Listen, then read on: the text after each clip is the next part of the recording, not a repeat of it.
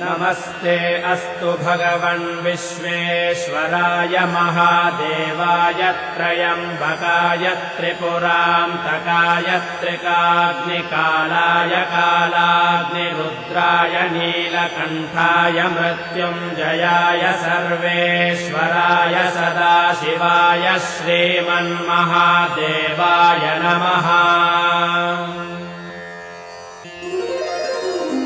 नमस्ते अस्तु भगवन् विश्वेश्वराय महादेवाय त्रयम्बकाय त्रिपुरान्तकाय त्रिकाग्निकालाय कालाग्निरुद्राय नीलकण्ठाय मृत्युञ्जयाय सर्वेश्वराय सदाशिवाय श्रीमन्महादेवाय नमः।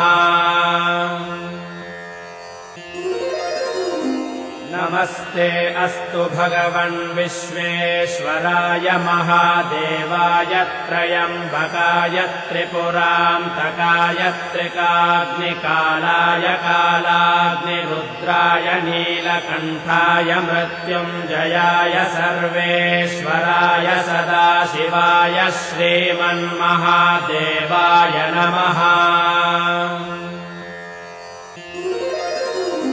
नमस्ते अस्तु भगवन् विश्वेश्वराय महादेवाय त्रयम्बकाय त्रिपुरान्तकाय त्रिकाग्निकालाय कालाग्निरुद्राय नीलकण्ठाय मृत्युञ्जयाय सर्वेश्वराय सदाशिवाय श्रीमन्महादेवाय नमः।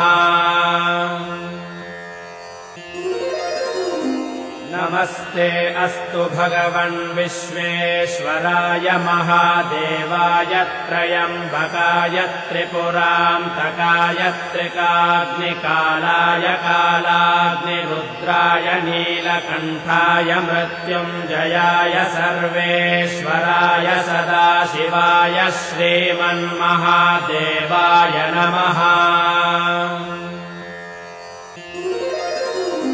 नमस्ते अस्तु भगवन् विश्वेश्वराय महादेवाय त्रयम्बकाय त्रिपुरान्तकाय त्रिकाग्निकालाय कालाग्निरुद्राय नीलकण्ठाय मृत्युञ्जयाय सर्वेश्वराय सदाशिवाय श्रीमन्महादेवाय नमः।